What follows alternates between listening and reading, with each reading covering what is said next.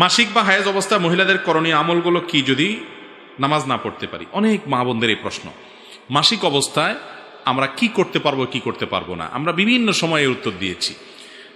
মাসিক অবস্থায় একজন মা তিনি নির্দিষ্ট কয়েকটা কাজ ছাড়া আর সমস্ত ভালো কাজ করতে পারবেন, সমস্ত নেক আমল করতে পারবেন। যেমন তিনি নামাজ পড়তে পারবেন না, স্বামী সহবাস করতে পারবেন না, বাইতুল্লাহর তাওয়াফ করতে পারবেন না, আর তিনি ওই অবস্থায় মসজিদে প্রবেশ করতে পারবেন না মাসিক অবস্থা।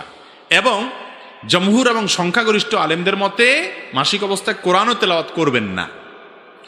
এছাড়া যত কাজ আছে সব তিনি করতে পারবেন। যেমন দুরুদ শরীফ পড়তে পারবেন, জিকির আজকার করতে পারবেন, আল্লাহর কাছে দোয়া কান্নাকাটি করতে পারবেন, ইসলামের বিভিন্ন বই পুস্তক, কোরআন হাদিসের বই তিনি পড়তে পারেন। কোরআন হাদিসের বই মানে কোরআনের আলোকে লেখা বই পুস্তক পড়তে পারেন। কোরআনের কোনো আয়াত দোয়ার অংশ হিসাবে পড়তে পারেন, দোয়া হিসাবে, তেলাওয়াতের অংশ হিসাবে না।